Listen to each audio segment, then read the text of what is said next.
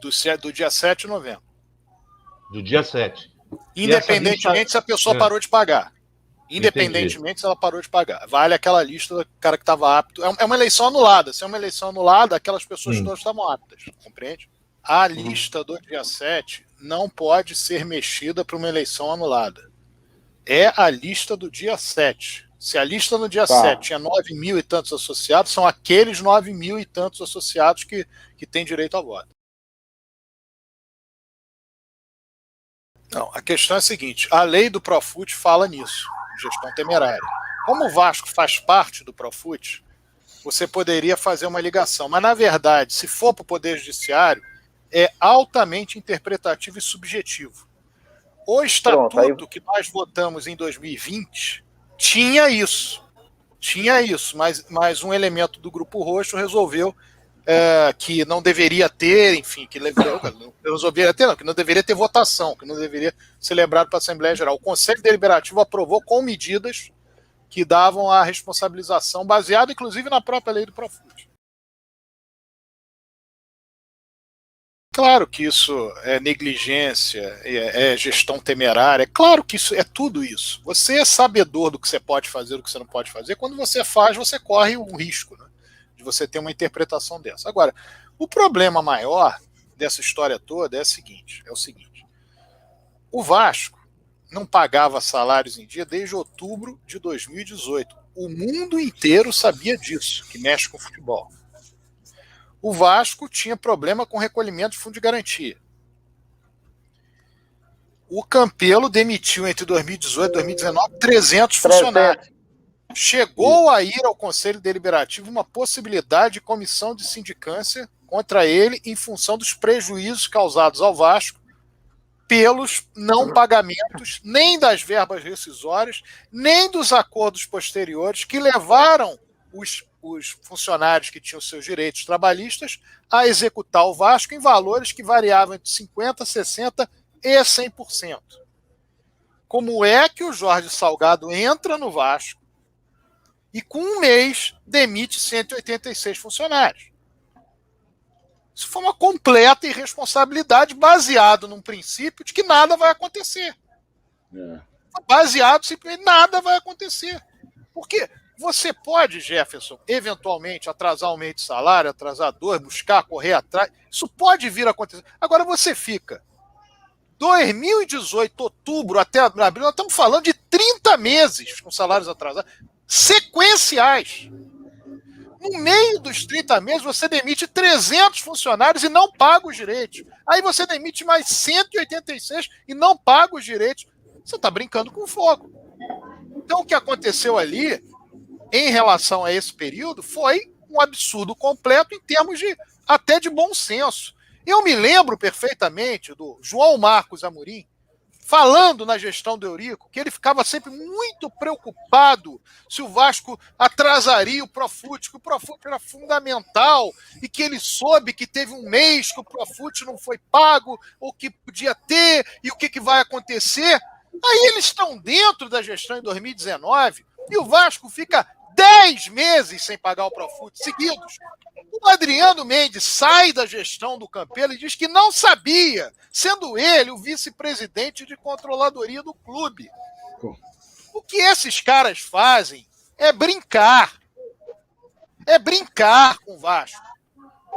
Eles brincam com o Vasco. E eles brincam com o Vasco, mostrando, quando são oposição, uma preocupação muito grande, que quando eles estão lá, as coisas acontecem. Até hoje, essa turma, e agora eu tenho a felicidade de participar da fauna, que é esse Twitter, né? Isso é uma grande fauna.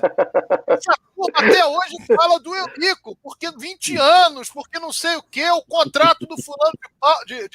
é que eu ia falar cara de pau, falou fulano de pau, né? O contrato do fulano de tal. E a questão é muito simples. Você tem que pegar o que um gestor fez, os outros fizeram, e fazer a comparação sem politicagem. Quando o Eurico Miranda atrasava uma coisa ou outra, ele ficava louco dentro do Vasco para resolver. Ia para lá, ia para cá, acabava resolvendo, demorava um mês, demorava 2, falava com todos os funcionários, conversava com os atletas, ia para o vestiário. O Vasco foi para a Libertadores em 2017, o salário atrasado, mas todo jogo tinha bicho. Todo jogo tinha bicho. Dava um jeito de ter bicho. Mas aí os financistas, os engomadinhos, não, isso aqui comigo não pode ser. Comigo vai ser diferente. Aí chega e fica 2 anos e tanto sem pagar salário. Aí chega, pega funcionários com 20, 30, 40, 50 anos de casa e demite. Houve um funcionário do Vasco, um ex-funcionário do Vasco, que morreu recentemente, que eles nem sabiam quem era, que chegou numa posição pequena no Vasco, que chegou a diretor de basquete, pelo trabalho que fez. Conhecia, mas eles nem quiseram saber quem era, porque são completamente irresponsáveis. Como fizeram com o basquete, tiraram um esporte de 100 anos do Vasco e estão buscando daqui a pouco uma parceria para terceirizar. E não param para analisar os discursos que eles têm quando são oposição. A diferença nossa sempre foi essa. Nós não chegamos numa gestão e deixamos de cumprir a responsabilidade. Eu estou dizendo eu como apoio, estou falando do Eurico Miranda aqui para ficar claro. Eu como apoio.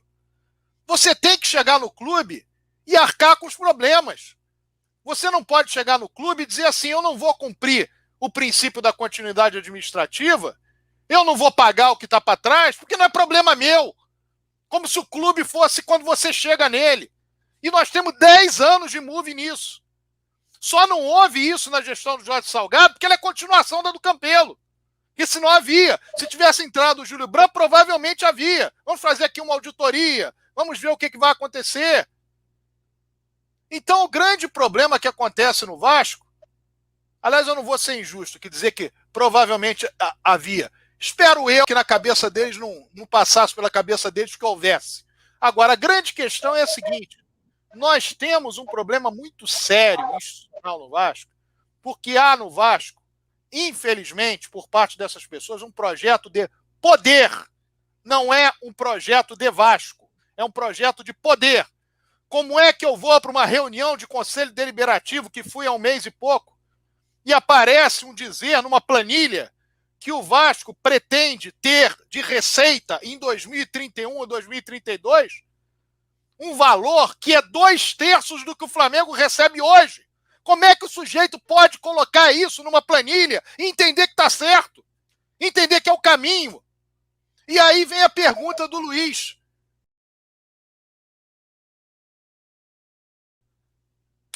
O Jorge Salgado deu uma declaração dizendo que queria ficar, que acha que 9 anos... 9 anos o Vasco vai para onde com isso? Em 9 anos disso. E por que ele diz 9 anos, Luiz? Porque ele acha que ele vai mudar o estatuto para ele ficar 3 gestões? Não! É porque o projeto de poder é de todos eles. Todos eles, a gestão bicolor, tem o mesmo projeto de poder. Então é você manter aquilo lá durante 9 anos. Não interessa se vai ser ele, o cabeça ou outro. Mas fica 9 anos ali. E o que está acontecendo hoje é que o Grupo Amarelo ele pensa em dar uma rasteira, em algum momento dar uma rasteira. Mas se não der para dar rasteira, vai junto. Com o mesmo tipo de pensamento de Vasco. Quando nós temos que entender que hoje, pela situação em que o Vasco está, o Vasco precisa ter dinheiro relevante entrando no clube para poder resolver os problemas das suas penhoras, crescer esportivamente e buscar investimento. Não tem outro caminho. Ficar por conta do empresário que vai emprestar, que o Jorge Salgado vai emprestar, que o amigo vai emprestar, que o fulano vai emprestar, isso não adianta.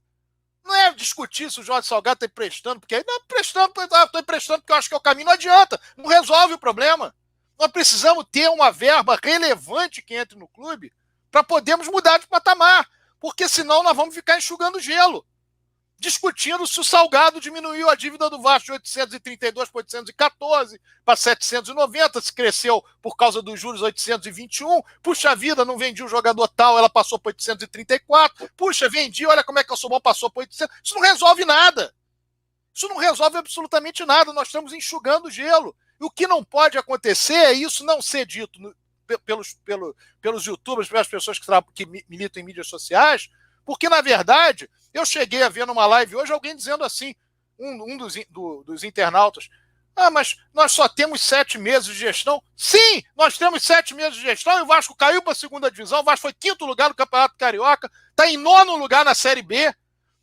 Tinha 186 funcionários, saiu do ato trabalhista, fechou uma sede, acabou com o basquete.